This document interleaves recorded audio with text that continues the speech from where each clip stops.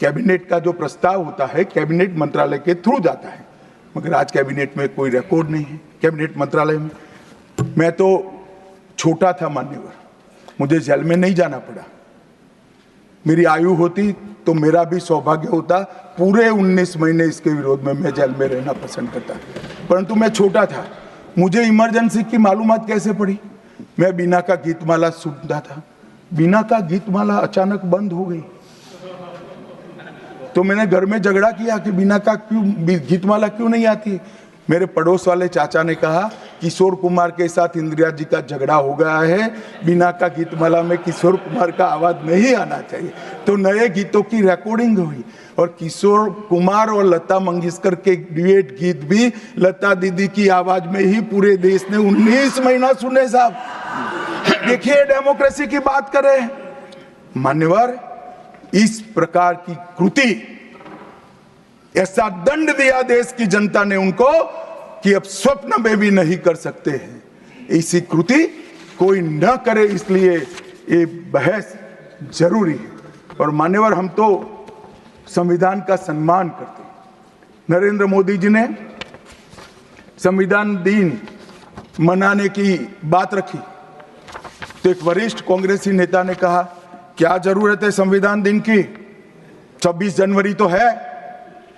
बोलिए भाई, संविधान को जितनी भी बार स्मरण करोगे, इसकी भावनाओं के प्रति आपकी आस्था दृढ़ होगी। और मान्यवर, इसलिए नरेंद्र मोदी जी संविधान दिन मनाते हैं और संविधान के निर्माताओं की पुण्य स्मृति में मनाते हैं।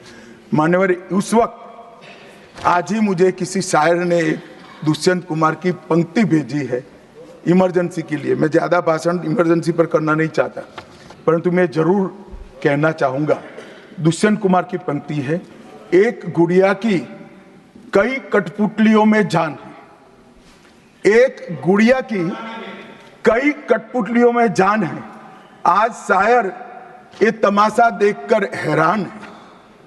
कल नुमाइश में मिला वो चिथड़े हाल कपड़े पहने हुए, मैंने उसको नाम पूछा तुम कौन हो, तो उसने कहा मैं संविधान हूं।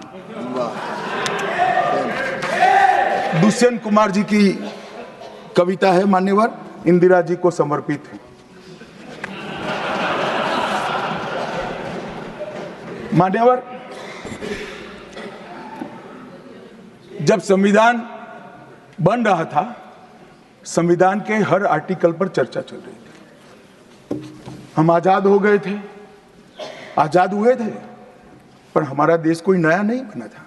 हम तो हजारों सालों से दुनिया में सबसे चिर पुरातन संस्कृति, चिर पुरातन धर्म और चिर पुरातन समाज जीवन लेकर निकले हुए देश हैं। हाँ, एक कालखंड के लिए गुलाम हो गए, आजादी मिली, आगे देश कैसे चले इसका एक डॉक्यूमेंट बनाना था। तो उस डॉक्यूमेंट में चर्चा में आया कि अब देश का नाम क्या हो। अंग्रेज लिख कर गए थे इंडिया, क्योंकि वो भारत को जानते ही नहीं थे। वहां जो प्रचलन में शब्द होंगे यूरोप में, वो शब्द उन्होंने हम पर थोप दिया था और गुलामी की मानसिकता ने इसको स्वीकार भी किया था। मगर जब आजाद हुए तब इस पर चर्चा हुई और अब उस वक्त के सदस्य सेठ गोविंददास ने दरखास्त किया कि देश का नाम भारत रखना चाहिए। उस वक्त जवाहरलाल नेहरू ने कहा कि पीछे देखने की जरूरत नहीं है, भविष्य की ओर देखिए। और मान्यवर, देश के नाम के अंदर इंडिया भी रहा, भारत भी रहा। खैर, मैं इस पर टिप्पणी करना नहीं चाहता, परंतु नजरिए का सवाल है। अगर इंडिया के चश्मे से भारत को देखोगे तो भारत समझ में नहीं आएगा, पूरा जीवन चला जाएगा। और इसलिए इन्होंने अपने गठबंधन का नाम भी इंडिया ही रखा है, इसीलिए रखा है, वो ही सोच से चलना है। और मान्यवर, हमारे प्रधानमंत्री जी ने विकास तो करना है, दुनिया में सबसे आगे बढ़ना ही है, विकास के साथ साथ विरासत को भी अपना कर आगे बढ़े। गुलामी की हर परंपरा को हम समाप्त करना चाहते हैं। हम एक आजाद मुल्क है, सार्वभौमत्व से लैस मुल्क है। किसी की परंपरा हमें स्वीकार नहीं है। परंपरा बदलनी है तो हम बदलेंगे। नए कपड़े हर कोई पहनता है, हम भी पहनेंगे, परंतु हमारी पुरानी परंपराओं पर हमें शर्म नहीं है। और मान्यवर क्या किया नरेंद्र मोदी जी ने, राजपथ जो अंग्रेज सम्राट के सम्मान में नाम रखा गया था, उसका नाम बदलकर कर्तव्य पथ रखा। इंडिया गेट पर किंग पंचम जॉर्ज की मूर्ति लगी थी, मूर्ति हटा दिया, शर्म के मारे में स्थान खाली था, हमने वहां सुभाष बाबू की प्रतिमा लगा। मान्यवर, नेवी का चिन्ह जो देकर गए थे वही चलता था। हमने वीर छत्रपति शिवाजी महाराज की नेवी के चिन्ह को हमने भगवान बिरसा मुंडा की 150वीं जयंती को जनजातीय गौरव वर्ष के रूप में मनाया। राष्ट्रीय युद्ध स्मारक हमने बनाया और राष्ट्रीय युद्ध स्मारक में अमर जवान की ज्योति को विलीन करने का काम भारतीय जनता पार्टी के नेता नरेंद्र मोदी ने। संसद के अंदर राजा जी ने जो उदात्त भावनाएं व्यक्त की थी, जिसको जवाहरलाल जी ने भी स्वीकारा था, मगर बाद में शर्म का एहसास हुआ, सेंगोल को इलाहाबाद के म्यूजियम में भेज दिया।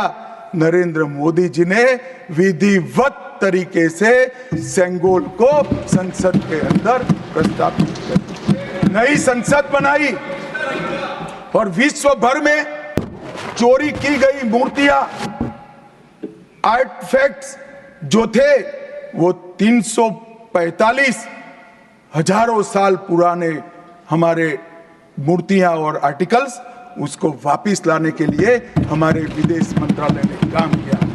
न्यू एजुकेशन पॉलिसी, पूरा देश अंग्रेजी में चले, ऐसे षड्यंत्र चले इतने सालों तक। न्यू एजुकेशन पॉलिसी में हमने कंपलसरी कर दिया बच्चे की प्राथमिक शिक्षा मातृभाषा में होगी। मान्यवर, मातृभाषा में आईएएस आईपीएस का एग्जाम नहीं दिया जाता था, हमने वहां मातृभाषा में एग्जामिनेशन को किया। अभी तमिलनाडु के सदस्य बोल रहे थे, पहले आप जिनके साथ बैठे हो उनके शासन में तमिल में आईएएस आईपीएस का पेपर नहीं लिख सकते थे। आज तमिल मीडियम में बड़ा हुआ बच्चा गर्व के साथ देश का टॉप ब्यूरोक्रेट बन सकता है। ये व्यवस्था हमने करी। मान्यवर, अंडमान और निकोबार के द्वीप समूह का नाम जो अंग्रेज रखे थे वो छोड़कर गए थे। सुभाष बाबू ने जब अंडमान निकोबार जीता तब उन्होंने नामकरण किया था शहीद और स्वराज, उसको भुला दिया गया। आजादी के बाद फिर से अंग्रेजों का नाम वापस लाए, नया न रखो कोई बात नहीं भाई, सुभाष बाबू ने रखा, निकाल दिया। हमने डंके की चोट पर सुभाष बाबू के नाम शहीद और स्वराज दोनों वापस लाने का काम किया। ल्यूटियन में रेस कोर्स रोड पर रहते थे, हमने लोक कल्याण मार्ग करा। डेलहाउसी रोड का नाम दारा सिकोह के नाम से किया और निर्मला जी ब्रीफकेस की जगह वही खाता लेकर आज जब बजट देती है तब पूरे देश भर के भारतीय संस्कृति के लोगों को आनंद होता है। मान्यवर, 1500 से ज्यादा पूरे नए कानूनों को हमने समाप्त करने का काम किया। इन्होंने अपने परिवार की प्रसिद्धि के अलावे कुछ नहीं किया। हजारों जगह पे गांधी नेहरू परिवार के नाम मिलेंगे और किसी का नहीं। सुभाष बाबू का पुतला भी हमने लगाया। मान्यवर, हमने प्रधानमंत्री संग्रहालय बनाया। जवाहरलाल जी से लेकर नरेंद्र मोदी जी के पहले जितने बने वो सभी प्रधानमंत्रियों के जीवन कवन को हमने दिखाने का काम किया। वहां पहले सिर्फ जवाहरलाल जी का म्यूजियम, G20 की